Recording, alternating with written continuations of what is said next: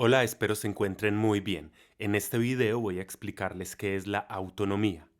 La autonomía es un término que se refiere a la capacidad de una entidad o una persona para gobernarse a sí misma de manera independiente, sin depender de la influencia o control externo.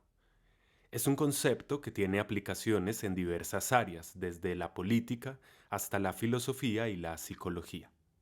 Según el diccionario de la Real Academia Española, la autonomía es la capacidad de una entidad para gobernarse con independencia de otras, o es la libertad que se da a una persona o entidad para actuar según su propio criterio. En términos más simples, la autonomía es la capacidad de tomar decisiones y de actuar de manera independiente, sin que alguien más tenga poder sobre estas acciones.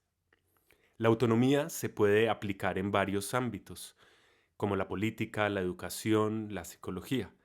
En la política, por ejemplo, la autonomía se refiere a la capacidad de una entidad para gobernarse a sí misma, como es el caso de las comunidades autónomas en España, por ejemplo.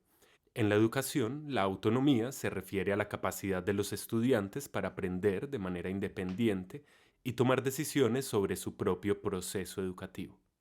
En psicología, la autonomía es un concepto importante en la teoría del desarrollo humano.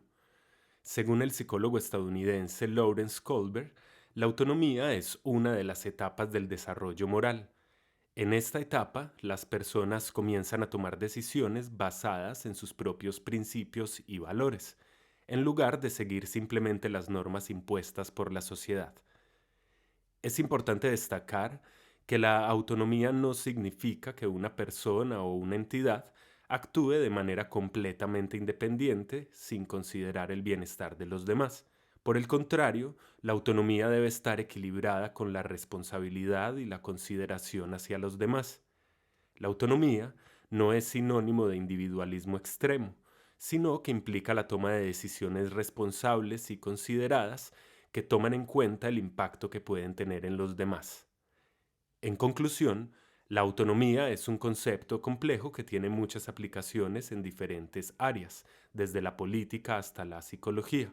Es un término que se refiere a la capacidad de una entidad o de una persona para tomar decisiones y actuar de manera independiente sin que alguien más tenga el poder sobre estas acciones. La autonomía es un elemento esencial en el desarrollo humano y la capacidad de las personas para tomar decisiones basadas en sus propios principios y valores. Bien, espero les haya quedado claro qué es la autonomía.